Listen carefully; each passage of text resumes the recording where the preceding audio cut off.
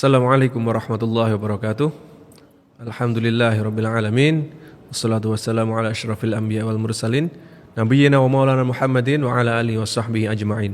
Asyhadu an la ilaha illallah wahdahu la syarikalah wa asyhadu anna Muhammadan abduhu wa rasuluh. Pemirsa Sayyib Dakwah TV, Madani TV, rekan Dakta 107 FM Bekasi, kemudian Radio Dakwah Syariah Solo 101,4 FM. Kemudian LKC TV, dan pemirsa yang sedang menyaksikan program kesayangan kita yaitu The Show. Alhamdulillah kita hadir kembali setelah lama sekali libur ya. Alasannya sebenarnya klasik ya. Ustadz capek. Capek apa Ustadz? Tidak tahu. Memang dari sini kita tahu ya, ternyata memang yang berat itu bukan memulai tapi mempertahankan. Ya, sebagaimana sering potongan video yang viral ya. Yang itu? Susah itu tetap mencintai. Waduh. Mulai. Dan ini spesial Ustaz karena di antara jamaah-jamaah iktikaf yang beberapa ini nonton, Masya Allah. Iya, Alhamdulillah. Kita akhirnya di kampung halaman ya, Masjid Darussalam. Kasembun. Dan ini yang saya impikan dari dulu. Iya. Jadi bukan Ustadz yang datang ke tempatnya jamaah, tapi jamaah yang datang ke tempatnya Ustadz. Nah, nanti insya Allah semua kajian di sini. Masya Allah, Insya Allah. Berarti ini perlu diperluas. Perlu diperluas. Ya ramenya cuma Ramadan. Astagfirullahaladzim. Dan malam hari ini juga nanti ada qiyamul lail Ustaz ya. Insya Allah jadi sampai akhir Ramadan. Ini termasuk salah satu program dari Yayasan Sayyib Dakwah Organizer. Jadi kita bikin i'tikaf, ada qiyamul lail, ada khataman kitab, termasuk buka dan sahur bersama. Dan nanti insya Allah ada bingkisan juga yang akan dibagikan lewat Ibu-Ibu Aisyah, lewat Mu'alaf Center Kediri juga. Ya. Jadi kita kerjasama dengan semua pihak. Nah, di momen Ramadan ini memang tidak boleh sama sekali kita lewatkan ya. Kegiatan-kegiatan. Karena memang kita sudah melewati 2 tahun corona yang luar biasa. Dan lucunya kangen terawih. Kangen terawih. Yang ngomong kangen terawih sekarang nggak kelihatan. Nggak mana. Iya, bener itu. Pasang status foto waktu terawih berapa tahun yang lalu itu kan. Merindukan suasana semacam ini. Pret. Itu jaga jarak terus. Kenapa masjid ditutup ya? Yang ngomong gitu orangnya nggak pernah muncul. Sekarang nggak muncul. Jadi ketika masjid dibuka, rumahnya dia yang dia tutup gitu loh. Ditutup dari dalam. Orangnya nggak keluar. Ketika masjid ditutup, dianya pengen keluar. Biasalah manusia kan begitu ya. Iya. Musim hujan, pengen musim kering. Musim kering, kok nggak hujan? Nah itu karena masalahnya satu. Apa? Cuan. Iya, nggak bisa kan kerja kalau hujan. Cuan apa puan?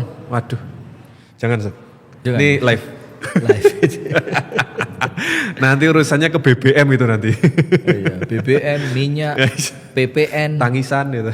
Tangisan, jangan cengeng. Padahal dulu yang nangis juga mereka juga ya. Ya, disensor ya. Dikasih tit gitu. Dan tema malam ini juga mungkin mengandung tangisan. Apa temanya? Kau bersama dia, aku bersama doa. Kalau saya boleh tambahkan begini, ku ikhlaskan. Ikhlaskan ya. Kau bersama dia. Oh iya. Biarkan aku bersama doa. Ganti nanti operator temanya. Ya baru ketemu ini ya. Ketemu ini tadi. Baik, kita sambil nunggu penonton untuk gabung. Mana saja yang sudah gabung ini? Kita perlu sapa. Oh belum. Live chatnya belum muncul, tapi sudah mulai masuk penonton. Baik, kita langsung ke materi Ustaz. Baik. Supaya tidak terlalu lama. Tafadhol Ustaz. Kita mulai saja. Ya. Bismillahirrahmanirrahim. Jazakumullah khair kepada Al-Akh Abu Shanum atas apa yang telah dibuka. Kita langsung saja kita mulai dan ini insya Allah kita akan sampaikan sebagaimana biasa dengan cara yang santai saja, berbincang, tanya jawab dengan Al-Akh Abu Shanum. Dan insya Allah juga kita malam hari ini nggak mau dibatasin waktu ya. Ya. Kita mau ngomong sampai qiyamul lail. Ya. Kita mau ngomong sampai qiyamul lail. Jadi ini sambil kita kalau nunggu buka puasa namanya ngabuburit. Kalau nunggu qiyamul lail namanya apa? Apa ya? Pokok gitulah ya. Wis itulah. Jadi ini mulai 8:30 kita mulai, insya Allah nanti selesainya 1:30. Pas Ustadz Zain Abu Kautsar kita masih ngomong. Kita masih ngomong.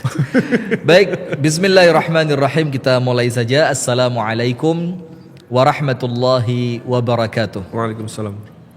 Bismillahirrahmanirrahim. Alhamdulillahi rabbil alamin wa sallallahu wa sallama ala asyrafil anbiya wal mursalin. Nabiyyina wa maulana Muhammadin wa ala alihi wa sahbihi ajma'in. A'udzu billahi minasy syaithanir rajim. Ya ayyuhalladzina amanu taqullaha haqqa tuqatih wa la tamutunna illa wa antum muslimun. Wa qala aidan ya ayyuhalladzina amanu kutiba alaikumus siyamu kama kutiba alal ladzina min qablikum la'allakum tattaqun.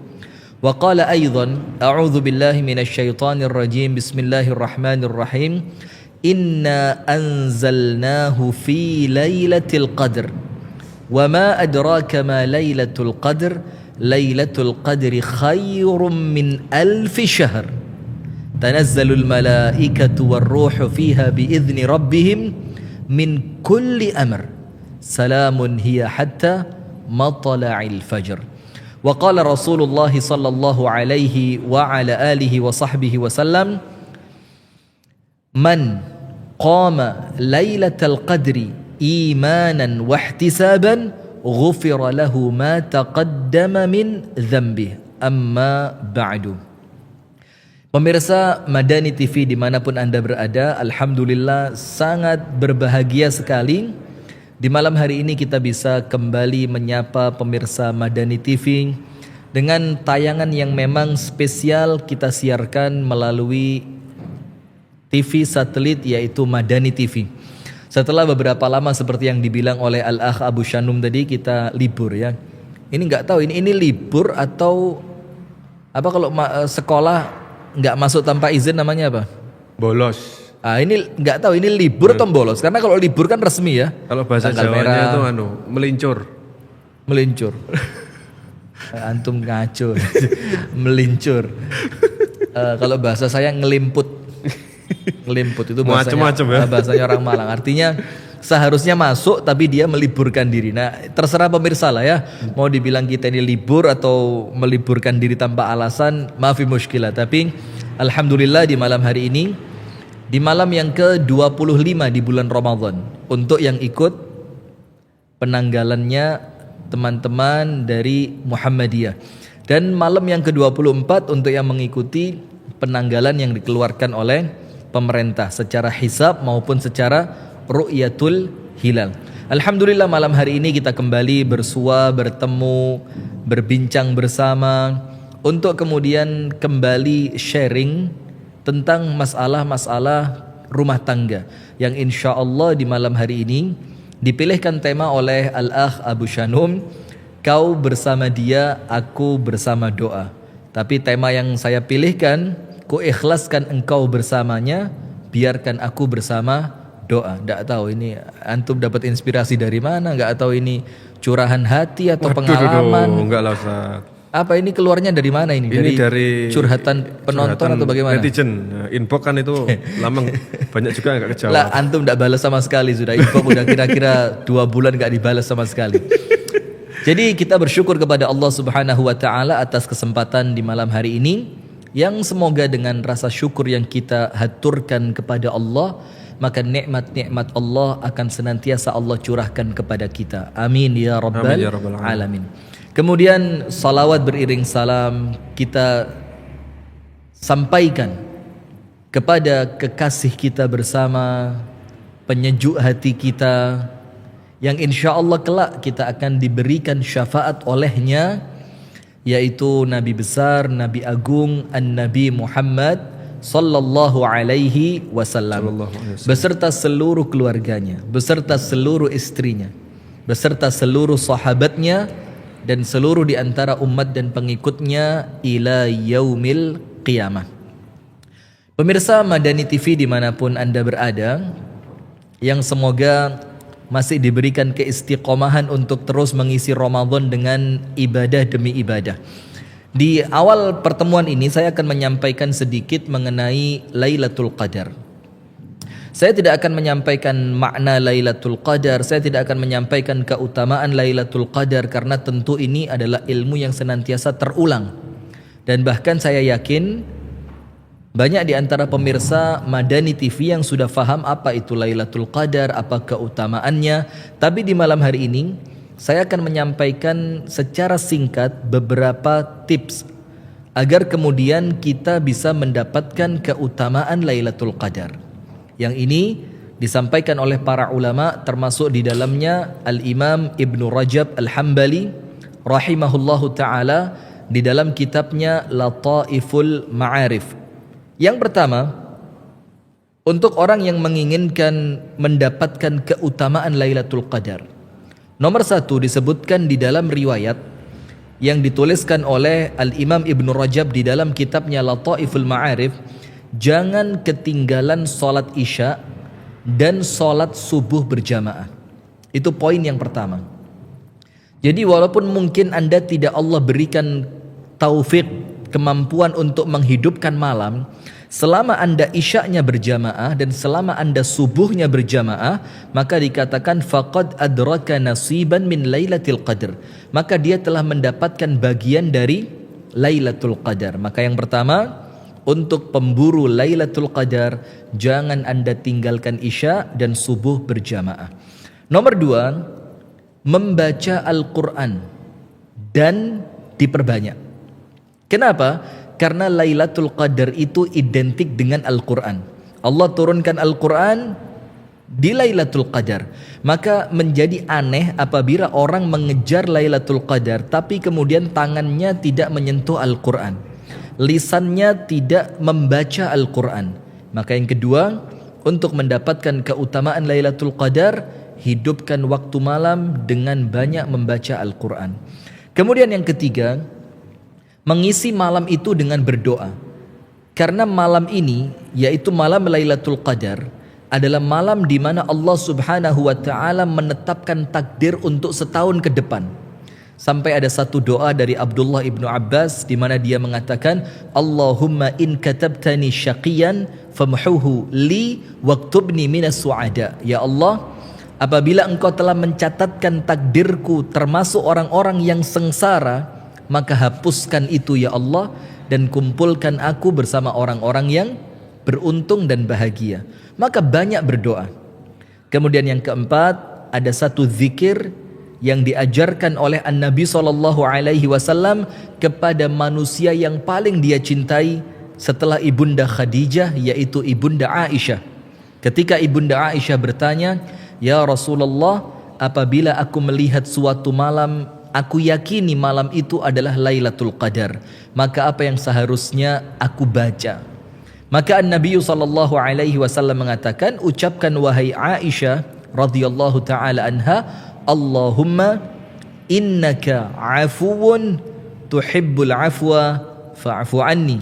Allahumma ya Allah, innaka sesungguhnya engkau ya Allah, afuwun, zat yang maha pemaaf. Apa sih artinya maha itu apa? Tidak ada tandingan. Lah, bukan. Oh, apa? Itu mungkin bahasa Indonesia ya. Cuma kalau dalam bahasa Arab, dalam ismu tafdhil yang mengartikan maha itu artinya tidak ada batasan. Oh, tidak ada batasan. Iya. Jadi ketika Allah dikatakan maharaja, berarti kerajaannya tidak terbatas. Ketika Allah dikatakan maha pemaaf, berarti maaf dari Allah itu tidak ada batasnya. Subhanallah. Allah. Maka kita minta kepada Allah, Allahumma ya Allah, innaka afuun, engkau adalah zat yang maha pemaaf. Artinya maafnya Allah tidak terbatas. Tuhibbul afwa, dalam keadaan engkau ya Rabb menyukai maaf itu. Engkau menyukai memaafkan. Jadi Allah sedang melakukan apa yang Allah sukai. Maka kita minta fa'fu anni, maka berikan maafmu kepadaku ya Allah. Dan dalam beberapa video yang sebelumnya, bahkan 2 tahun yang lalu, kami telah menyampaikan untuk kami pribadi, Ini bukan hadis, ini bukan ucapan ulama, tapi doa. Kami tambahkan, selain kita mengucapkan fa'fu anni, maka kami tambahkan fa'fu an ummi. Berikan maafmu untuk ibundaku. Dan ditambah lagi, fa'fu an abi. Berikan maafmu untuk ayahku. Baik yang sudah meninggal maupun yang masih hidup. Sehingga kita perbanyak berdoa atau berzikir, Allahumma innaka afuwun tuhibbul afwa fa'fu anni. Yang kelima, jangan lupa untuk menghidupkan sebagian malam apabila Anda tidak mampu menghidupkan keseluruhan malam. Dan arti menghidupkan malam itu bukan hanya dengan sholat. Memang benar, yang paling afdal sholat. Tapi bisa juga dengan membaca Al-Quran, bisa juga dengan berzikir, bisa juga dengan berdoa, bisa juga dengan beristighfar. Jadi apapun amal ibadah yang Anda gunakan untuk menghidupkan malam, itu Anda tercatat menghidupkan malam. Maka sisakan sedikit waktu sebelum azan subuh untuk Anda banyak-banyak beristighfar dan berdoa kepada Allah Subhanahu wa taala. Plus apabila Anda selesai melakukan witir ba'da sholatil isya, maka lakukan sholat ringan 2 rakaat untuk mengisi malam itu dengan sholat. Dan yang terakhir, perbanyak bersedekah, wabil khusus sedekah tersembunyi. Tidak ada orang yang tahu, karena setiap malam ini ada kemungkinan dia adalah Lailatul Qadar. Maka kita jaga, setiap malam kita sedekah, setiap malam kita sedekah. Apa malam itu? Mulai ba'dal isya sampai menjelang azan subuh. Di rentan waktu ini bersedekahlah, walaupun cuma sedikit. Ya mungkin kemampuan Anda 2.000, keluarin 2.000 tiap malam. Kemampuan Anda 5.000 tiap malam. Anda mampu 10.000, 100.000, 1.500.000 sesuai keluasan masing-masing. Apabila sedekah yang Anda keluarkan bertepatan dengan Lailatul Qadar, maka dikalikan seperti sedekah 360 hari dikalikan 83 tahun.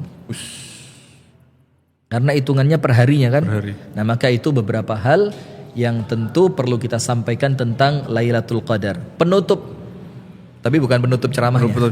Penutup muqaddimah. Sampai masih pembukaan ini pemirsa ya, jangan khawatir. Sampai subhanallah, dimanapun tempat kami berceramah itu orang udah tahu ini muqaddimahnya setengah jam ini. Bisa 1 jam. Isinya 5 menit. Isinya penutup. Terakhir pemirsa, untuk pembuka di malam hari ini sebelum kita berbicara tentang kau bersama dia, aku bersama doa. Satu peringatan dari Rasulullah Muhammad sallallahu alaihi wasallam tentang orang-orang yang terhalangi dari mendapatkan kebaikan Lailatul Qadar. Apa Rasul katakan? Faman hurrima khairaha faqad hurrim. Orang-orang yang terhalangi, artinya dia tidak mampu mendapatkan kebaikan Lailatul Qadar, maka dia adalah orang yang terhalang dari semua kebaikan. Itulah kenapa tentu kita tidak ingin terhalang dari semua kebaikan. Kita ingin mendapatkan kebaikan ampunannya Allah, kita ingin mendapatkan kebaikan rahmatnya Allah, kita ingin mendapatkan kebaikan keberkahan dari Allah. Terus bagaimana? Jangan sampai kehilangan kebaikan pada waktu Lailatul Qadar. Maka minimal isi malam hari itu dengan sedikit ibadah. Minimal.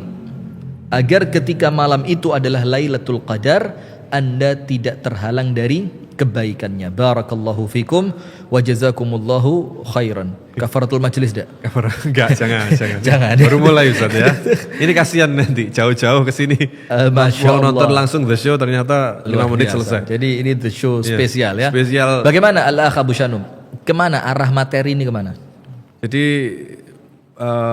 ada di situ ada unsur doa Ustaz. Sebagaimana kita akan spesial membahas di momen-momen Lailatul Qadar 10 hari terakhir ini the show. Maka tentu tidak semuanya orang itu mendapatkan kenyamanan beribadah di 10 hari terakhir ini sekalipun. Yeah. Nah ini kan tentu menjadi kadang-kadang kan orang udah doa bahkan sampai Lailatul Qadar ini ya. Yeah. Masalahnya belum juga segera ada petunjuk dari Allah. Apalagi yang dilanda masalah yang berat rumah tangga. Entah pasangannya mungkin lebih sibuk di luar bermaksiat atau bagaimana, itulah Ustaz. Baik. Nah, Kira-kira seperti itu pemirsa ya.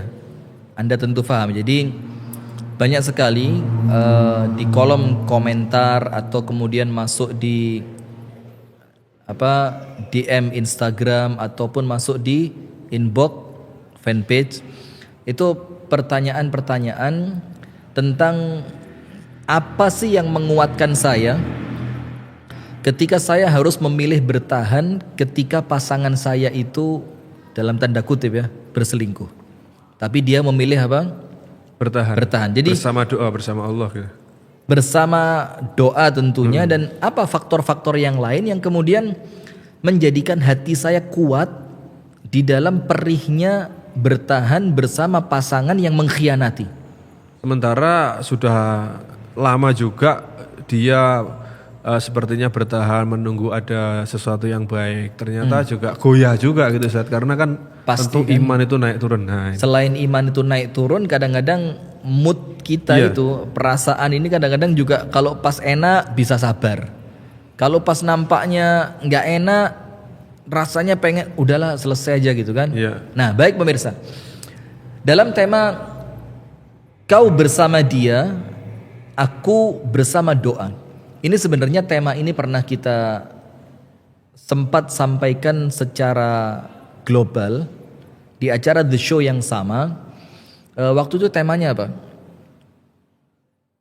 Memilih terluka atau kehilangan. Waktu itu temanya memilih terluka atau kehilangan. Silakan dicek kembali ya.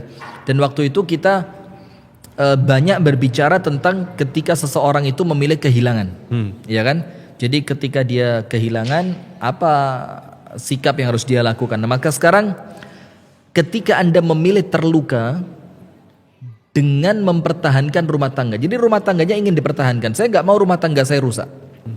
Saya nggak mau sebagian perempuan mengatakan saya nggak mau Ustadz punya gelar itu janda. Karena gelar janda itu nampaknya menjadi sesuatu yang aib sekarang, dianggap aib begitu ya. Padahal tidak sama sekali. Tidak sama sekali. Saya nggak mau Ustadz dapat gelar janda. Yang lain lagi bilang, saya nggak mau Ustadz kalau harus hidup dengan orang yang baru lagi.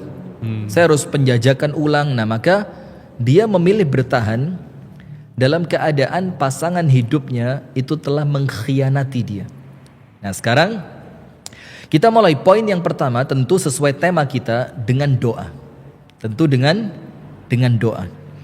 Nah, karena disebutkan oleh Allah Subhanahu wa taala di dalam firman-Nya, di mana Allah Subhanahu wa taala memberikan janji dalam keadaan Allah tidak akan pernah mengingkari janjinya. Sehingga Anda yang di rumah, iya saya berbicara dengan Anda yang sekarang sedang fokus banget, Ustadz temanya bikin baper. Ana sedang ngomong sama antum. Saya sedang berbicara dengan Anda sekarang.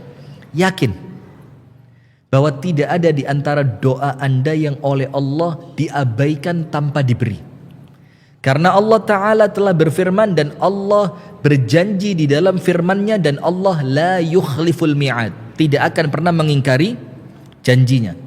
Apa Allah firmankan? A'udzu billahi minasyaitonir rajim. Wa qala rabbukum ud'uni astajib lakum. Dan Allah Subhanahu wa taala telah menyampaikan kepada kalian, mengumumkan kepada kalian, ud'uni, mintalah kalian semua kepadaku. Mintalah kalian semua kepadaku. Dan apa yang Allah janjikan? Astajib lakum.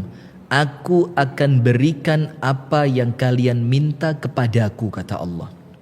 Sehingga apabila kita meminta kepada Allah, kita mengangkat tangan, kemudian kita mengucapkan Allahumma, kita mengucapkan Rabbana, kita mengucapkan kalimat-kalimat permohonan, yang dimana dengan permohonan itu hati kita ini harus memiliki dua keadaan.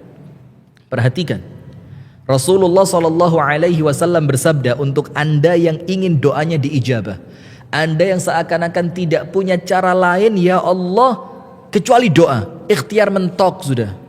Suami dinasehatin tetap, suami didudukkan di majelis taklim tetap, suami kemudian diruqyah.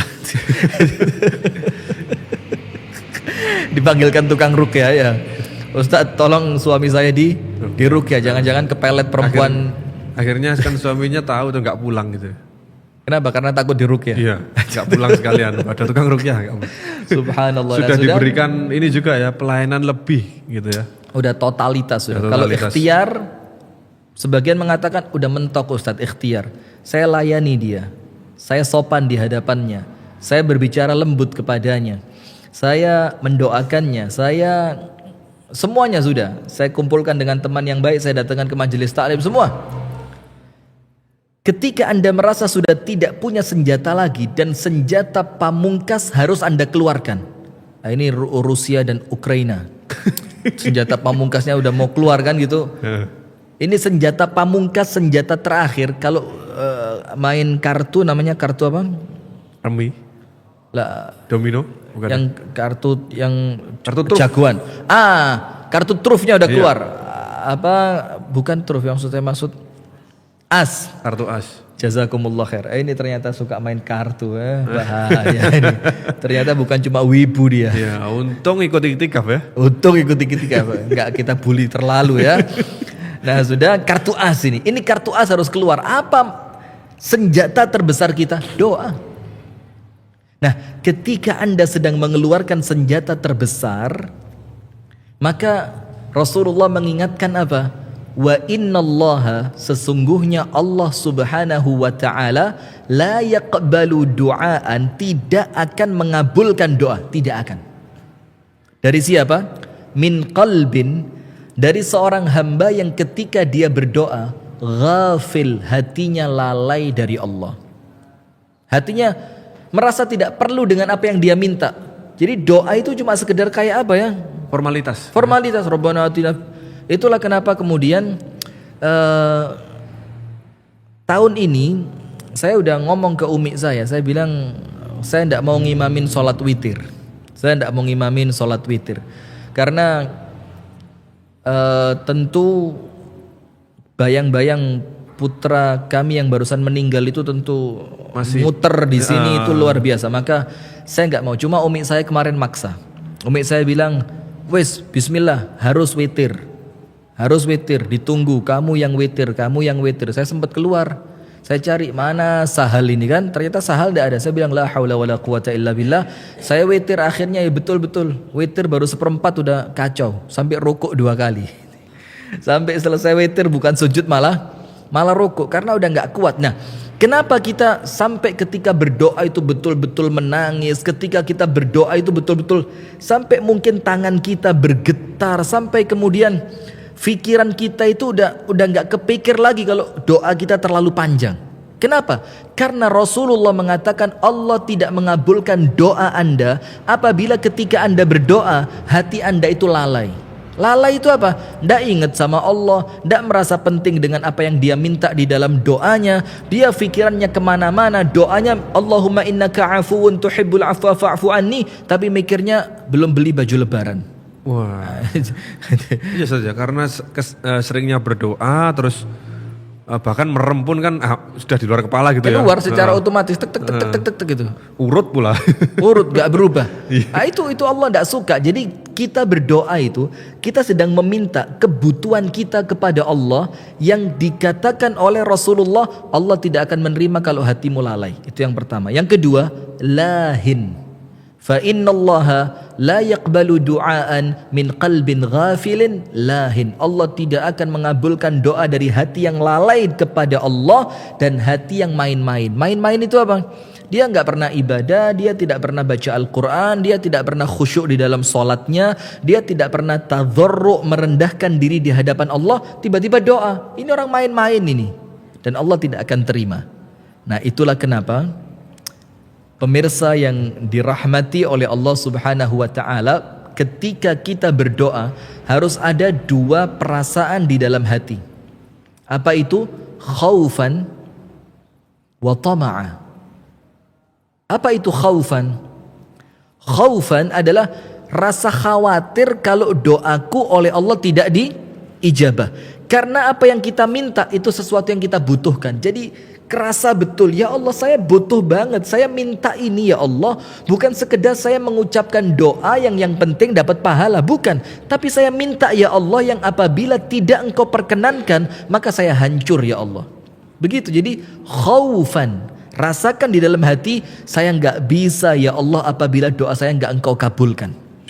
Jadi dalam tanda kutip itu, walaupun bahasanya mungkin kurang pas ya, sedikit memaksa Allah. Ya Allah, harus ya Allah.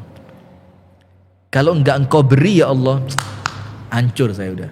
Gitu loh. Itu yang pertama. Tahu mau apa lagi gitu ya. Langkahnya udah hanya udah Engkau yang bisa tahu, memberikan. Udah enggak tahu mau apa lagi yang harus terjadi kalau saya enggak dapat ini gitu kan. Nah, sudah, itu yang pertama. Jadi hatinya harus khaufan. Betul-betul hati kita itu merasa saya takut kalau doa saya tidak diijabah. Yang kedua, wa tama'a. Tama itu apa? Rakus. Tapi rakus dalam konotasi yang positif. Jadi kita kepingin betul diterima, takut tidak diterima, dan kita kepingin doa kita diterima. Nah, maka kita kembali ke tema kita. Ku biarkan kau bersama dia. Artinya di sini ada apa? Pasrah. Kepasrahan. Pasrah, ikhlas, sabar, mulai ridho, begitu kan, udah mulai, kalau bahasanya orang sekarang, berdamai dengan keadaan. Lord Rangga, Sunda Empire. Itu lucu juga ya, ada potongan video. Tahu apa singkatannya, artinya ura gitu. Ya, yang apa teriakannya orang Rusia itu ya. Tahu apa artinya ura? Apa artinya? Untuk Rangga. Untuk Rangga. Masya Allah. Dan gitu. Kok tepat terus ya? Iya apa kita jadi ngomongin Rangga. Ya, baik, kita fokus kembali. Nah, sekarang begini, ketika Anda mulai menganggap, udahlah saya mau berdamai aja dengan keadaan ini. Saya ikhlaskan dia bersamanya, saya ikhlaskan rasa sakit yang saya terima, saya ikhlaskan semua pengkhianatan yang dia lakukan, tapi saya ingin fokus kepada Allah di dalam doa. Nah, apalagi perhatikan ibu-ibu yang dirahmati oleh Allah. Besti. Waduh, besti. Ibu-ibu yang dirahmati oleh Allah, Anda yang sedang tersakiti oleh pasangan Anda yang mulai hatinya terasa hancur, ingat bahwa ini momen terbaik untuk Anda ungkapkan semuanya di hadapan Allah. Ini momen terbaik. Anda berada di bulan Ramadan, Anda berada di nikmat-nikmatnya hari di bulan Ramadan, yaitu masuk pada 10 yang terakhir, dan kemudian Anda berada di malam-malam terbaik sepanjang tahun. Yang diharapkan pada malam itu ada yang namanya Lailatul Qadar. Maka ikhlaskan dia bersamanya, dan Anda silahkan fokus berdoa di hari-hari ini. Nah, itu yang pertama. Jadi, ku biarkan kau bersama dia, aku bersama apa judulnya? Kau bersama dia, aku bersama doa. Kau bersama dia, aku bersama doa. Itu yang pertama. Yang kedua, perhatikan. Doa ini yang Anda meminta kepada Allah Ta'ala, dikatakan oleh Rasulullah Sallallahu Alaihi Wasallam, man lam yas'alillaha yaghdhab alaih. Orang-orang yang tidak meminta kepada Allah, maka Allah akan murka kepadanya. Sekarang kita perhatikan, cek. Ada orang yang patah hati, tapi kemudian dia tidak berdoa, dia tidak berlari menuju kepada Allah. Akhirnya patah hati yang dia rasakan, akhirnya rasa pedihnya pengkhianatan yang dia rasakan itu bertumpuk. Karena ketika dia merasa dikhianati di dalam rumah tangga, dan dia tidak ingin rumah tangganya hancur, dia cari pelampiasan. Dia lari ke minuman keras, dia lari ke klub malam, dia lari kepada teman-teman yang tidak mendekatkan dia kepada Allah Subhanahu wa Ta'ala. Bahkan ada yang mengatakan shopping is my healing. Waduh. Ngerti antum? Iya. Apa artinya? Dan shopping is my healing sekarang ada di dekat kita. Yang ada ringtone-nya itu Ustaz. Shopee. Ini lagi Udah nggak sholat perlu. malam, sujud, khusyuk kita. Netes ini air mata, sholat malam rakaat terakhir, netes air mata. Subhanallah. Ada jamaah HP-nya belum di silent. Shopee. Astaghfirullahaladzim. Itu buyar udah semua doa yang kita bangun, batu bata yang kita susun ini Ambrol ya. ambrol. Itu air mata masuk lagi gitu ya. Masuk lagi, kesedot lagi, seret gitu. La haula wala quwata illa billah. Nah, maka pemirsa yang dirahmati oleh Allah Subhanahu wa taala dimanapun Anda berada, yang secara tulus betul ya saya mendoakan untuk Anda yang sedang berjuang dengan doa. Saya doakan kepada Allah agar semua doa-doa baik Anda oleh Allah diijabah. Amin ya rabbal alamin. Rasulullah mengingatkan, man lam yas'alillah yaghdhab alaih. Orang-orang yang tidak meminta kepada Allah. Dan Anda jangan salah faham. Meminta kepada Allah ini bukan sekedar Anda meminta untuk diberi apa yang Anda minta. Meminta kepada Allah untuk diperkenankan apa yang Anda inginkan. Bukan cuma itu. Meminta kepada Allah itu sisi yang pertama. Anda menganggap Allah itu zat yang paling kuat untuk Anda bergantung. Allahus Samad, Allah tempatku bergantung. Itu sisi doa. Sisi yang pertama. Jadi Anda menganggap Allah adalah tempatku bergantung. Yang kedua, ketika Anda berdoa, Anda sedang mengimani bahwa Allah itu As-Sami', ya zat yang maha mendengar. Sehingga ada sisi yang kedua, ada keimanan pada sifat Allah di mana zat Allah Ta'ala adalah zat yang maha mendengar. Ada keimanan di sana. Yang ketiga, ada keyakinan di dalam hati ketika Anda meminta kepada Allah, Allah ala kulli syai'in qadir. Allah itu maha mampu. Jadi apa yang Anda minta itu bukan sesuatu yang besar di mata Allah. Apa yang Anda minta sesuatu yang kecil ketika Allah beri tidak berkurang sedikit pun dari kekuasaan Allah. Ada keyakinan bahwa Allah maha kuasa. Yang keempat, ketika Anda berdoa itu bukan sekedar meminta, tapi Anda sedang memproklamirkan di hadapan Allah bahwa Anda lemah, Allah lah yang kuat. Jadi Ini ngerusak. kualat. Apa yang ngerusak ya? Nah sudah, maka poin yang keempat, sisi yang keempat dari doa itu apa? Ada sisi pengakuan, inni dhaif, aku adalah hambamu yang lemah ya Allah. Kita mengaku, aku lemah ya Rabb. Dan kita mengaku pula di sisi yang lain, zat yang maha kuat hanyalah Dia, yaitu Allah Subhanahu wa ta'ala. Kemudian yang kelima, doa itu adalah Anda meyakini bahwasannya Allah Subhanahu wa ta'ala maha benar firman-Nya. Anda sedang menjalankan apa yang Allah perintahkan, dan Anda sedang meyakini bahwasannya firman Allah itu benar. Siapa yang meminta pasti oleh Allah akan diberi. Dan yang paling keren yang keenam, ketika Anda berdoa kepada Allah, Anda sedang mencari teman. Mohon maaf sekali ya, bahasanya mungkin kurang pas. Dalam tanda kutip, Anda sedang mencari teman curhat terbaik. Jadi Anda sedang mencari teman dalam tanda kutip untuk curhat, dan itu teman curhat yang terbaik. Itulah kenapa dari 6 sisi doa ini, sampai-sampai Rasulullah mengatakan, apabila Anda punya masalah, apabila Anda punya keinginan, apabila Anda punya problem, apabila hati Anda merasa tersakiti, kemudian Anda tidak berlari berdoa kepada Allah, Allah murka. Man lam yas'alillah yaghdhab alaih. Orang yang tidak memohon, orang yang tidak meminta, orang yang tidak berdoa kepada Allah, Allah murka kepadanya. Kenapa? Karena Anda telah melewatkan sisi terbesar dari sifatnya Allah, Ar-Rahman Ar-Rahim, di mana Allah tidak akan membiarkan Anda terluka. di mana Allah tidak akan membiarkan Anda tersakiti, di mana Allah tidak akan membiarkan Anda kecewa ketika Anda meminta kemudian Allah tidak memberikan sedikit pun atas apa yang Anda minta. Nah, maka relakan dia bersamanya dan Anda silahkan bermesra-mesraan dengan Allah di dalam doa. Wow, Masya Allah. Yang ketiga, atau ada taklik dulu? Ta'lim? Bukan taklim, taklik itu Ta'lik. tambahan gitu. Penjelasan tambahan apa kira-kira? Penjelasan tambahannya ini berupa cerita, nggak usah. Apa? Bisa dibacakan, sip. Oh, cerita ya. Ya, silakan cerita. Kita bacakan.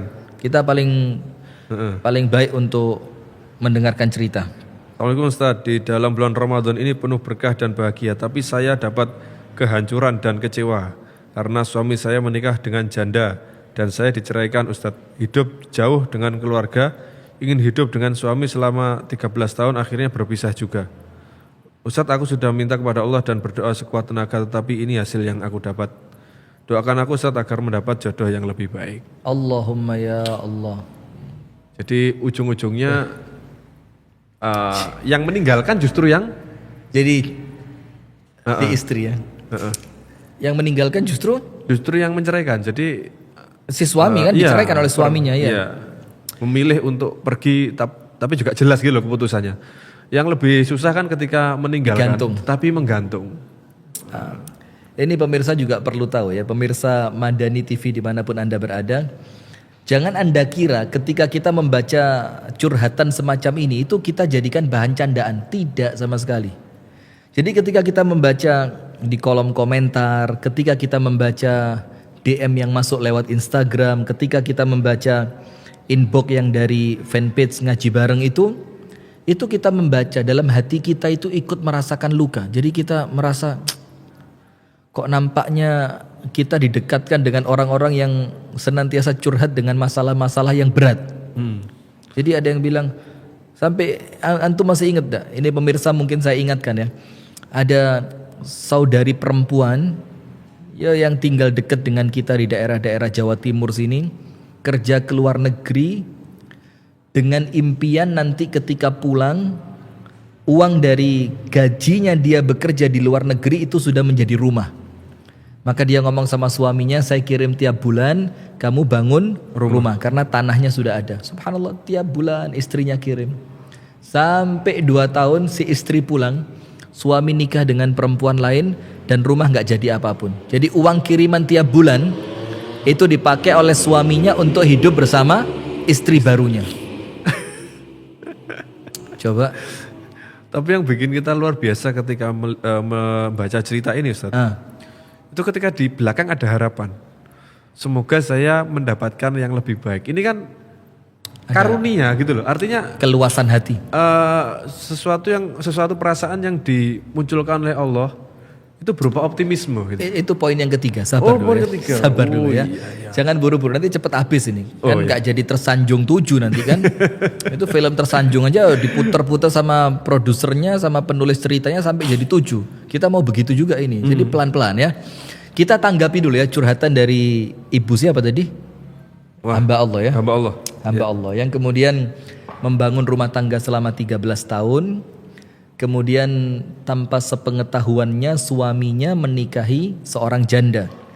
Setelah suaminya menikahi seorang janda, justru istri yang hidup bersamanya 13 tahun ini malah diceraikan. Padahal sudah ikhtiar, sudah doa. Nah, kita berhenti sampai situ dulu. Ada satu hadis Rasulullah SAW yang menjadikan kita tidak boleh kecewa setelah kita berdoa. Jadi kemampuan Anda untuk berdoa itu sudah anugerah yang besar dari Allah. Sama persis seperti ini.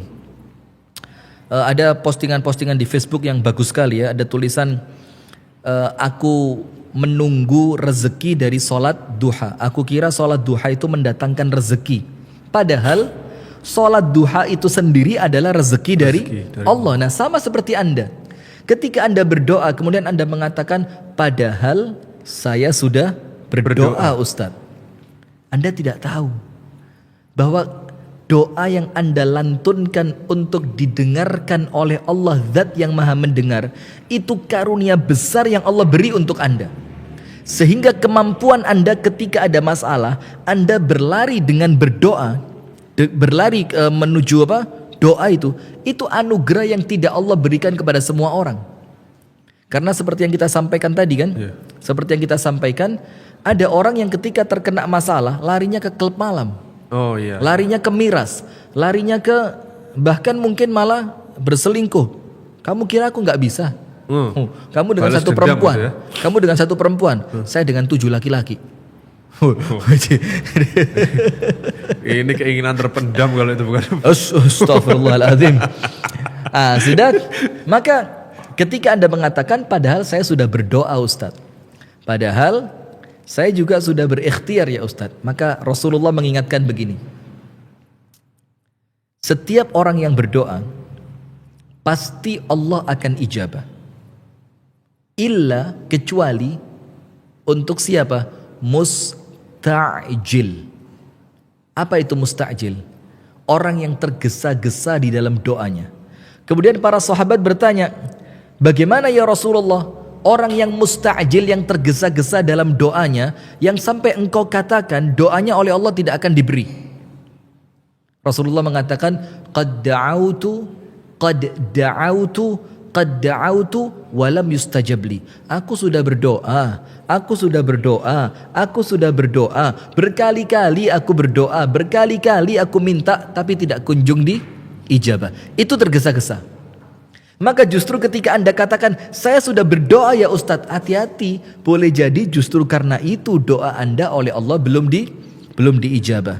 Kemudian poin yang kedua, Anda meminta didoakan untuk diberikan jodoh yang lebih baik. Ini seperti yang disampaikan oleh Al-Akh Abu Shanum tadi, ini udah luar biasa. Artinya Allah sudah memberikan kekuatan di dalam hati untuk Anda bergerak move on dan move up. Move up-nya doa, bergerak ke atasnya dengan doa. Move on-nya Anda sudah mulai membuka hati untuk calon pasangan yang lebih baik. Dan itu adalah salah satu fungsi doa. Nah sekarang Anda dengarkan poin yang ketiga. Poin yang keberapa? Poin yang ketiga. Poin yang pertama tadi, ingat, ketika berdoa itu jangan sekedar doa, tapi khaufan wa tama'a. Betul-betul ya Allah, kalau enggak engkau kabulkan ya Allah, hancur aku ya Allah, gitu. Kuat banget hatinya, itu hidup di dalam doa. Yang kedua, poin yang kedua, ingat, doa itu ketika Anda tidak lakukan justru Allah murka. Karena doa itu mengandung 6 sisi tadi. Ada mengakui kekuatan Allah, ada mengakui kelemahan kita, ada meyakini bahwa Allah Maha mengijabah, ada yang meyakini bahwa Allah itu tempatku bergantung satu-satunya. Sampai-sampai ketika Anda tidak berdoa, Allah murka. Poin ketiga. Ini penting. Ada orang berdoa begini. Saya berusaha mencarikan contoh analogi yang kemudian mudah untuk difahami begini. Saya kasih contoh begini. Anda betul-betul menginginkan memiliki buah hati. Nikah sudah lama. Pengen dapat buah hati begitu kan? Kemudian Anda ikhtiar. Datang ke dokter, tanya kepada orang-orang yang berpengalaman, yang sukses dengan ikhtiarnya. Anda doa, Anda puasa, Anda minta kepada Allah, didorong tawasul dengan doa, dengan sedekah begitu kan? Iya. Nah, maka begini. Ketika ternyata memang Allah takdirkan apa yang Anda minta itu tidak Allah beri. Itu takdirnya Allah. Jadi Allah mentakdirkan apa yang Anda minta itu bukan ketetapan Allah untuk Anda. Terus Allah ganti dengan apa? Allah ganti dengan apa? Ini untuk ibu-ibu yang merasa, udahlah Ustadz, saya ikhlaskan suami saya bersama dia, biar saya hidup bersama doa begitu. Allah akan ganti apa? Apabila doa Anda ternyata oleh Allah tidak diberi percis seperti yang Anda minta. Allah berikan untuk Anda kekuatan hati untuk menghadapi kenyataan yang sedang terjadi. Jadi Allah ganti. Jadi tidak ada kemudian orang berdoa itu Allah tidak kasih apapun sama dia. Misalkan begini, saya minta, ya Allah, saya minta anak. Nikah udah 12 tahun ya Allah, tidak kunjung dikaruniai keturunan. Terus ternyata memang di dalam takdirnya Allah, Allah catatkan Anda sampai meninggal bakal tidak punya anak. Tapi Anda tidak berhenti berdoa. Apa ganti pemberian anak yang tidak Allah beri tadi? Allah ganti dengan apa?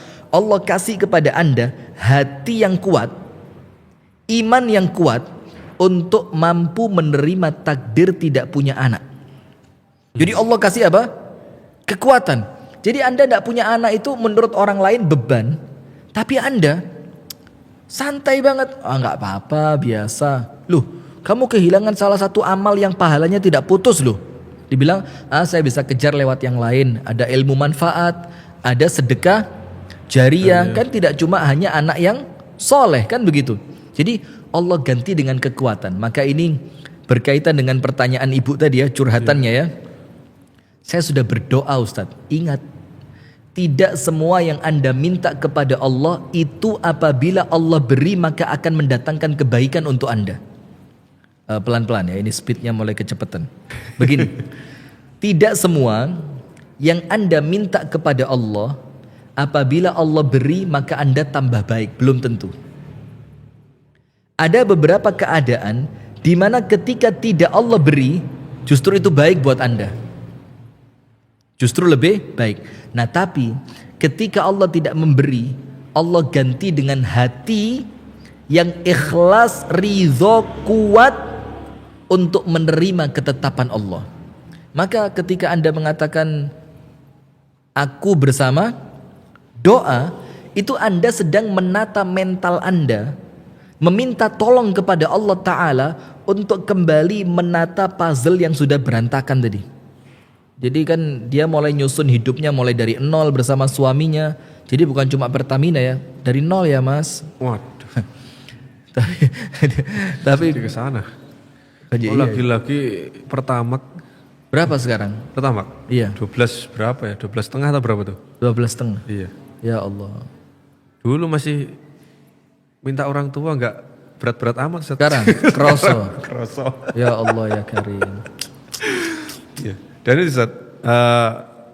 dulu katanya nah, kalau BBM naik sampai nangis, tidak perhatian dengan sekarang katanya jangan cengeng. Sekarang kalau nggak naik nangis, Dad. Itu masalahnya. Siapa itu? Ya yang dulu itu. Yang dulu itu. Oh yang itu. Yang itu. Yang itu.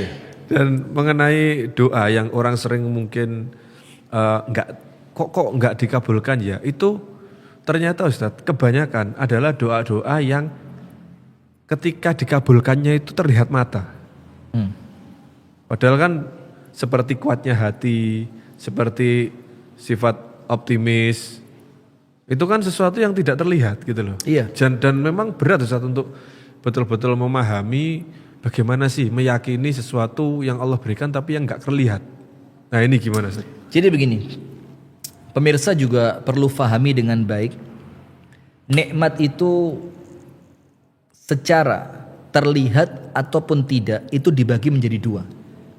Ada yang nikmat itu nikmat hissiyah. Hissiyah itu nikmat yang kemudian bisa dipegang. Kelihatan bendanya.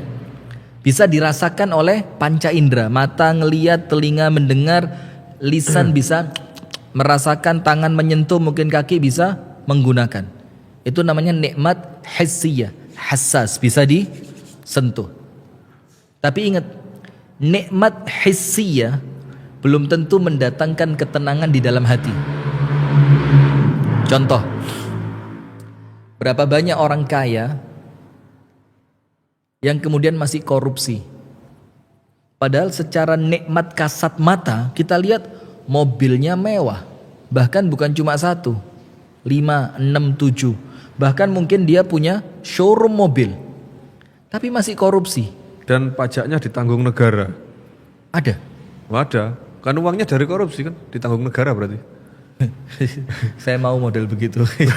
Bukan korupsinya ya, pajak ditanggung negara itu. Karena sekarang ceritanya pajak juga mulai naik-naik semua ini. Iya. Dan ada ucapan dari Ibnul Arabi, dikatakan kalau negara itu mulai gila pajak, itu negara di ujung pintu kehancuran. Dan semoga ini membaik gitu ya. Semoga membaik. Hancurnya baik. Hancurnya baik. Sama-sama hancur gak enak. Enggak, jangan hancur ya. Ah, sudah. Saya mau ngomong apa tadi? Nikmat. Yang pertama hissiyah. Tapi ingat, nikmat hissiyah itu belum tentu menjamin hatinya tenang. Contoh, orang yang nampak di luar rumah ketawa ketiwi, ketawa, bahagia dengan penuh keceriaan, pulang ke rumah nangis dia. Ada nggak? Bisa jadi ada. Padahal nampak secara zahir, bajunya bagus, outfitnya keren, sepatunya mahal, kendaraannya mewah, yang dia makan makanan-makanan yang lezat dengan harga yang sangat mahal. Tapi batinnya menjerit. Ada yang kekayaannya tidak korupsi, yang punya usaha sendiri. Tetapi ketika pusing pakai narkoba. Ya itulah kan. Artinya nikmat yang pertama itu hissiyah, yang tidak menjamin nikmat yang kasat mata itu betul-betul terasa nikmat untuk orang yang memiliki. Kita punya quotes kemarin kan, sesuatu itu hanya indah sebelum dimiliki. Kalau sudah punya, nampak indah, terasa biasa aja. Biasa, gitu kan. Yang kedua, nikmat yang tersimpan di dalam batin. Nikmat hissiyah dan nikmat ma'nawiyah, atau secara bahasa itu nikmat batiniyah, secara batin. Dan nikmat batiniyah ini itu yang kita kejar. Walaupun kesan secara kasat mata kita tidak memiliki sarana yang menjadikan kita bisa bahagia. Secara kasat mata orang melihat itu, orang model kamu nggak mungkin seneng lah hidupnya. Nggak punya apa-apa, dikhianati pasangan, gitu ya. Itu yang mau kita bahas kan? Iya. Kesannya, ya apa sih kok bisa ketawa wong suaminya lu sama perempuan lain, ya kan? Nah, jadi nikmat ma'nawiyah ini, nikmat secara batin ini, walaupun orang lain ngelihat Anda nggak pantas bahagia, nggak punya mobil, nggak punya rumah, suami pergi, anak-anak nggak ada yang di dekatnya, ekonomi juga pas-pasan, itu dipandang orang. Tapi ketika Anda memiliki nikmat secara batin, maka Allah bisa bikin Anda bahagia tanpa pasangan. Allah bisa bikin Anda bahagia tanpa mobil. Allah bisa bikin Anda bahagia tanpa pakaian yang mewah. Allah bisa bikin Anda bahagia tanpa rumah yang mewah. Kenapa? Karena nikmat itulah yang dimiliki oleh Rasulullah. Saya mau tanya, manusia siapa yang hidupnya paling bahagia? Siapa? Rasulullah. Muhammad SAW. Tidak ada yang lebih bahagia kecuali beliau. Sekarang lihat bagaimana rumahnya. Rumahnya Rasulullah seperti apa? Bahkan disebutkan ketika Al-Hasan wal Husain radhiyallahu taala anhuma itu masuk ke rumah Rasulullah, itu tangannya bisa menyentuh atap bagian atas rumahnya Rasulullah. Saking pendek dan sempitnya. Rasulullah SAW ketika sholat tahajud itu perlu menyingkirkan terlebih dahulu, menggeser terlebih dahulu kaki dari Siti Aisyah radhiyallahu taala anha wa ardhaha. Itu menunjukkan rumahnya yang sangat sempit, tapi hatinya paling bahagia. Rasulullah itu sempat beberapa kali di rumahnya tidak ada yang bisa dimasak. Rasulullah SAW beberapa kali tanya ke istrinya, "A'indakum syai'un?" Ada enggak sesuatu apapun itu yang bisa dimakan? Istrinya bilang, "Ma indana syai'." Enggak ada apa-apa. Rasulullah bilang, "Idzan inni shaim." Ya tenang aja kalau gitu, hari ini aku puasa. Padahal tidak ada nikmat-nikmat yang bisa dipandang oleh mata, tapi hatinya penuh dengan kebahagiaan. Nah, maka seperti Al-Akh Abu Shanum tadi sampaikan, ada orang-orang yang berdoa dia enggak sadar ternyata apa yang Allah beri lebih besar dari apa yang dia minta. Dia minta, "Ya Allah, suamiku kembali kepadaku ya Allah." Allah tidak bikin suaminya kembali, tapi Allah bikin untuk dia hati yang dekat sama Allah. Allah berikan kepadanya bisa sholat sampai nangis. Allah berikan kemampuan kepadanya bermesra-mesraan tidak berhenti dengan Al-Quran. Allah berikan kemampuan kepadanya untuk fokus memperbaiki diri. Coba, itu lebih baik dibanding suaminya kembali. Walaupun di pandangan mata orang yang berdoa, ya suami kembali lebih baik. Tapi di pandangan Allah Ta'ala, aku beri untukmu jauh yang lebih baik. Nah, itulah kenapa pemirsa yang dirahmati oleh Allah, terkadang ketika Anda berdoa kepada Allah, Anda mengira kok belum kunjung dikabulkan. Padahal mungkin kita saja yang kurang peka. Allah sudah kasih dengan pemberian yang jauh lebih besar, lebih manfaat, ketenangan hati, kedekatan dengan Allah, intensitas yang semakin baik dengan Al-Quran, kekhusyuan di dalam sholat yang sekarang muncul yang sebelumnya tidak ada. Itu pemberian yang jauh lebih besar dibanding apa yang Anda minta. Maka biarkan dia bersamanya, Anda khusyuk bersama Allah di dalam doa. Ada apa? Ada yang lain lagi? Pertanyaan tapi Ustaz. Apa? Silakan. Dulu. Oh ya ini Ustaz. Pak Ustadz, saya single parent yang terpaksa harus meninggalkan anak-anak dengan orang tua karena harus kerja mencari nafkah. Apakah saya berdosa apabila tidak menjaga atau mendidik dan mengajar anak-anak menurut kaidah agama? Masya Allah. Nah ini yang terus setiap taklim, setiap kajian, setiap live semacam ini, kita mesti tidak lupa mendoakan, karena kita tidak mengecilkan siapapun. Banyak di antara pemirsa kami, wabil khusus di YouTube Sayap Dakwah TV dan di fanpage Ngaji Bareng itu, apalagi sekarang dengan Madani TV, tentu alhamdulillah jauh lebih luas manfaatnya, insya Allah. Itu pendengar kita dan pemirsa setia kita itu TKW, tenaga kerja wanita Indonesia yang sedang berjuang di luar negeri. Kita doakan semoga Allah Ta'ala memberkahi usaha mereka.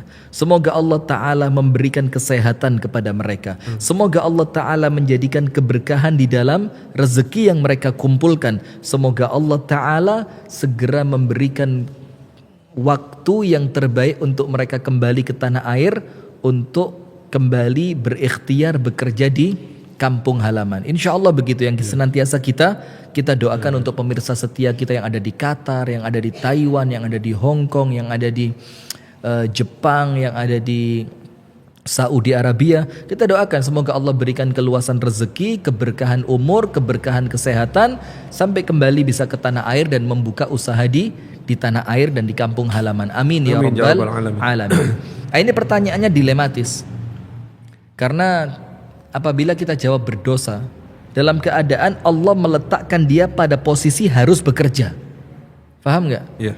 Jadi kalau kita bilang Anda berdosa meninggalkan orang tua lebih utama, Allah maha luas rezekinya, ini nggak adil juga jawab seperti itu. Karena sekarang keadaannya dia butuh bekerja, dalam keadaan tidak mungkin tidak di dalam hatinya ada tetap keinginan mendidik anaknya, ada keinginan mendekatkan dirinya pada orang tuanya untuk terus bisa berkhidmat. Tapi apa boleh kata? Apa boleh apa? Apa boleh buat? Apa boleh buat? Apa boleh? Ana lagi serius katanya, ada yang lupa ini jadi kacau. Apa boleh buat? Tapi keadaan yang menjadikan Anda seperti itu. Maka untuk Anda insya Allah, Allah itu maha tahu tentang keadaan, kondisi dan situasi yang dihadapi oleh hambanya. Anda jangan terlalu pusing dengan ucapan orang lain. Anda jangan terlalu pusing dengan penilaian orang lain. Yang penting Allah tahu seperti apa keadaan Anda. Sehingga ketika Anda merasa terhalangi dari mendidik anak-anak yang itu merupakan kewajiban, dari berbakti kepada orang tua yang itu merupakan kewajiban, Anda merasa terhalangi dengan keadaan yang tidak mungkin Anda tinggalkan, maka cukup apa? Nomor 1, tawakal kepada Allah. Nomor 2, bersabar dengan keadaan itu. Nomor 3, banyak berdoa minta jalan keluar kepada Allah. Dan yang keempat, Anda ikhtiar sekuat tenaga untuk segera menyelesaikan pekerjaan itu dan berusaha untuk mencari sesuatu pekerjaan yang tidak menghalangi Anda dari mendidik anak-anak dan berbakti kepada orang tua. Wallahu taala a'lam bissawab. Ini Ustaz, jadi ada yang terlintas tadi mengenai nikmat apa? Nikmat batiniah sama nikmat apa satunya? Zahiriyah. Zahiriyah tadi ya. Zahir dan batin ya. Zahir dan batin. Itu kebanyakan orang itu kalau kita bisa analogikan seperti ini, Ustaz. Orang yang meminta jaminan keselamatan kepada asuransi. Nah, kalau di asuransi. Kita kan ya salah satu manfaat sedekah itu kan menolak bala, Ustaz ya. Iya.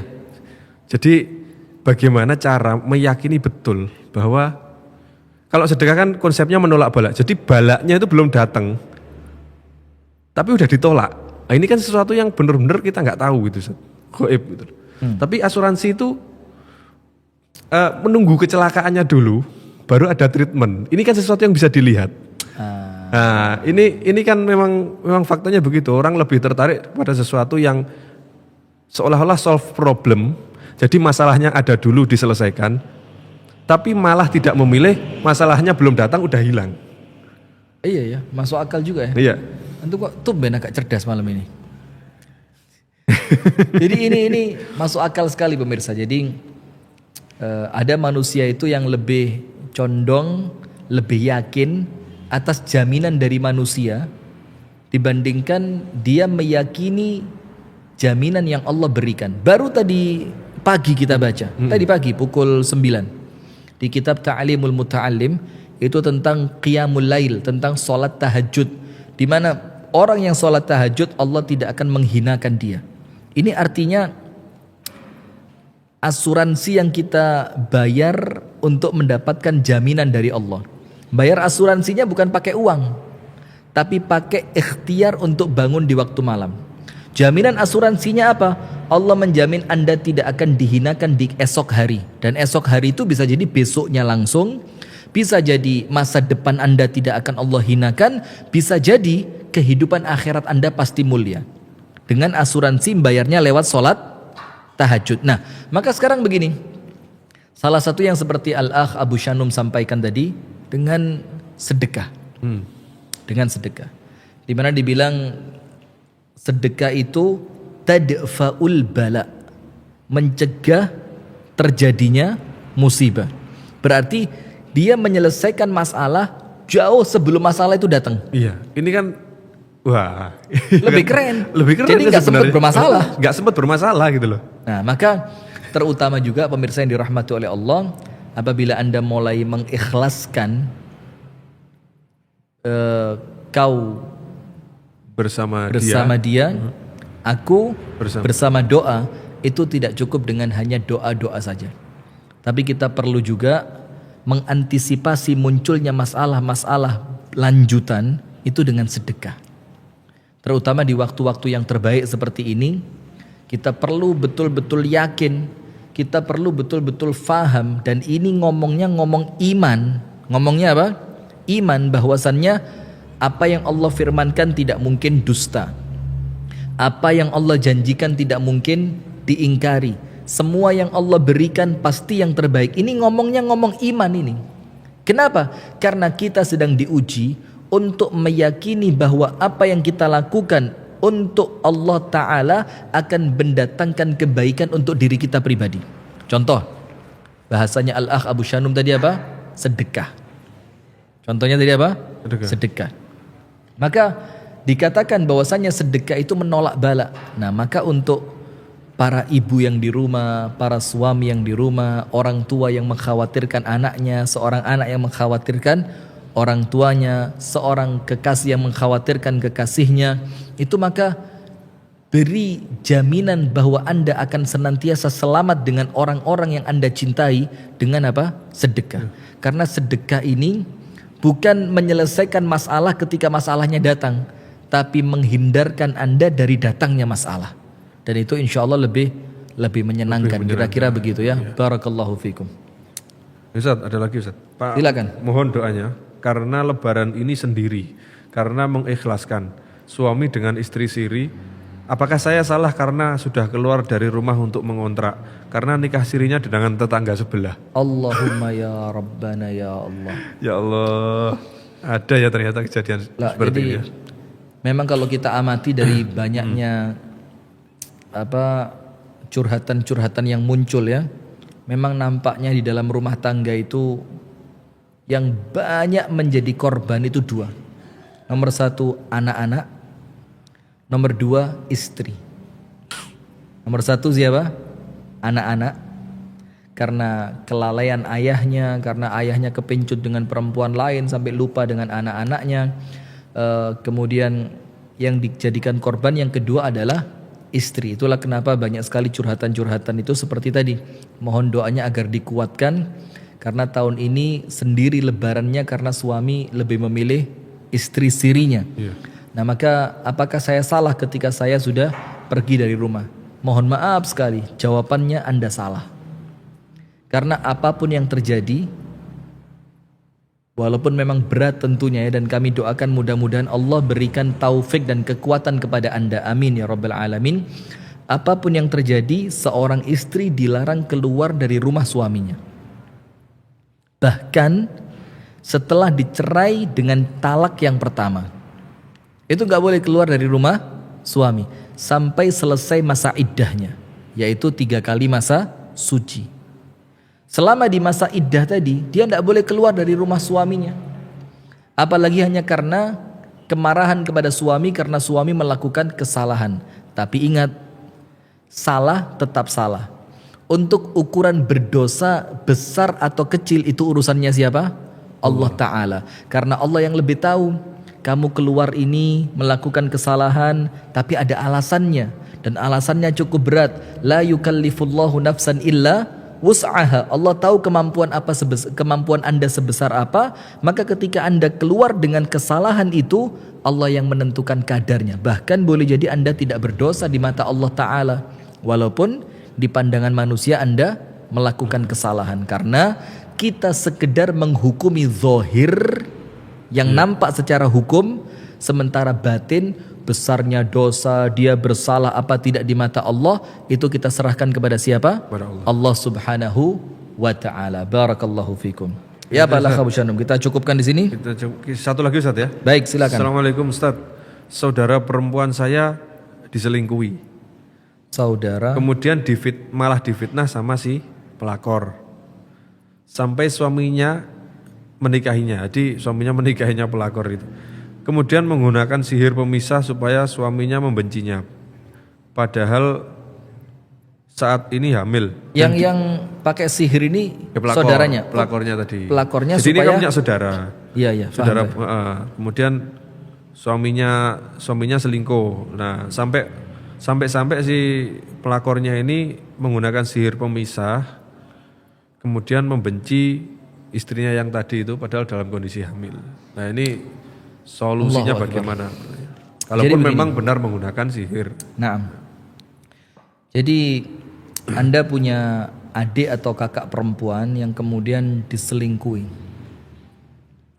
Nah, maka itu yang dilakukan oleh Rasulullah Muhammad SAW ketika mentreatment seorang laki-laki yang minta izin berzina. Antum tentu ingat hadisnya ya. Seorang laki-laki mengatakan di hadapan Rasulullah, "Ya Rasulullah, adzinli bizina." Ya Rasul, izinkan aku untuk berzina. Apa yang dikatakan oleh An-Nabi SAW? Begini. Bagaimana kalau yang dizinai itu adalah ibumu? Oh, saya marah. Udah, tenang. Bagaimana kalau yang dizinai itu adalah kakak perempuanmu? Saya marah. Sudah, tenang kata Rasulullah. Bagaimana kalau yang dizinai adalah anak putrimu? Saya marah. Maka Rasulullah mengatakan, sama. Perempuan yang akan kamu zinai, dia bisa jadi ibunya seseorang. Bisa jadi kakaknya seseorang. Bisa jadi anak perempuannya seseorang. Dan mereka juga tidak terima. Nah, maka kita juga perlu menyampaikan ya, ketika kita merasa sakit ketika orang yang kita sayangi, saudara perempuan kita dikhianati, maka untuk si pelakor juga perlu faham. Anda juga akan sakit ketika orang yang Anda kasihi dikhianati. Maka ayo berpikir, jangan melakukan sesuatu yang apabila itu terjadi kepada Anda akan marah. Faham ya? Nah, maka sekarang apa solusinya? Begini. Yang pertama, tentu perlu melakukan klarifikasi dengan baik. Karena Anda di sini pihak ketiga. Anda sebagai kakaknya. Ya kan? Karena dia punya adik perempuan yang diselingkuhi oleh suaminya, begitu kan? Maka Anda pihak ketiga yang perlu betul-betul mendudukkan perkara ini secara adil. Dicek dulu, benar nggak kejadiannya. Katakanlah itu kejadian benar, maka Anda perlu menguatkan adik perempuan Anda dengan banyak menasehatinya untuk semakin dekat dengan Allah, bersabar dan senantiasa muhasabah. Dan banyak-banyak berdoa. Untuk si perempuan yang diselingkuhi, ingat, terkadang Allah menyingkirkan orang yang tidak tepat di dalam kehidupan Anda dengan caranya Allah. Jadi ada laki-laki yang katakan bisa jadi dia adalah suami Anda. Allah ingin menyingkirkan laki-laki ini dari kehidupan Anda dengan caranya Allah. Karena Allah tahu laki-laki ini untuk masa depanmu dia bukan laki-laki yang baik. Maka Anda perlu meyakini perkara-perkara semacam itu. Boleh jadi memang suami yang sedang pergi dengan selingkuhannya ini adalah suami yang oleh Allah ingin dijauhkan dari kehidupan Anda karena dia akan membawa petaka. Nah, tapi masalahnya untuk saat ini kita belum tahu kan.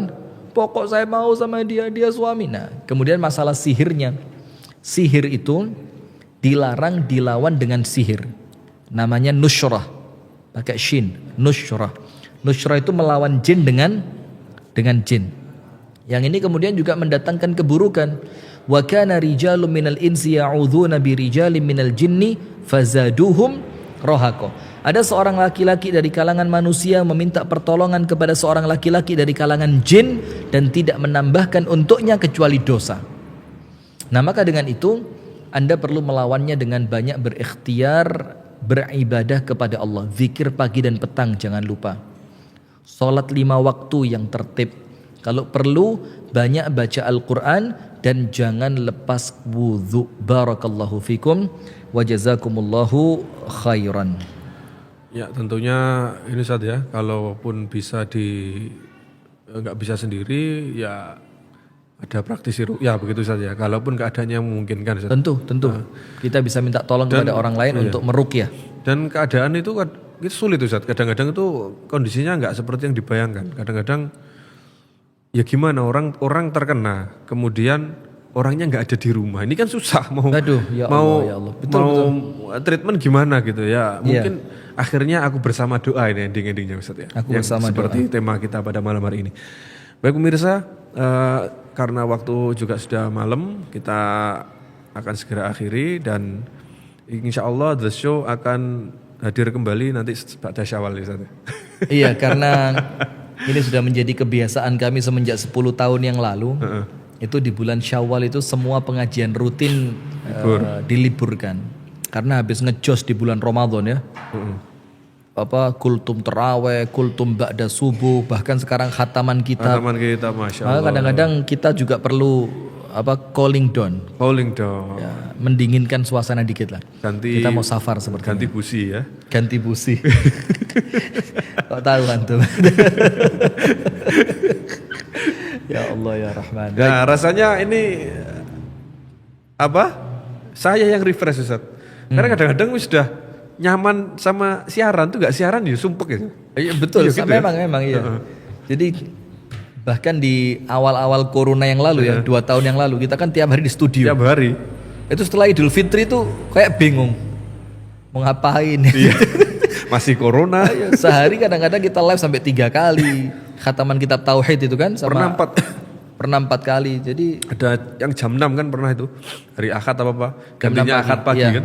Kita tayangkan secara online waktu itu. Dan kami juga doakan pemirsa supaya istiqomah ya Allahumma amin. 10 hari terakhir ini untuk ngejos beribadah. Insyaallah. Kita paham kok viewer juga nggak sebanyak sebelum Ramadan karena kita husnuzon bahwa pemirsa-pemirsa kita ini fokus beribadah daripada lihat layar HP karena akan lebih optimal gitu ya. Betul. Ketika HP itu ditinggalkan untuk fokus beribadah.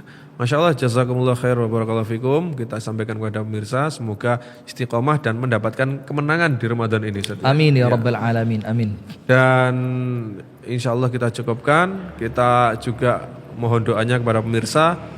Kita nanti setelah Syawal akan susun kembali jadwalnya Ustadz ya. Insya Allah akan ada program-program yang bagus. Insya Allah nanti ada kelas yang kemarin kita udah janjikan kelas mengenai kelas fikih perceraian ya, fikih talak yang sudah ditagih-tagih ini sama pemirsa, dan insya Allah kita akan buka pendaftaran di Syawal mungkin Ustadz. Insya Allah.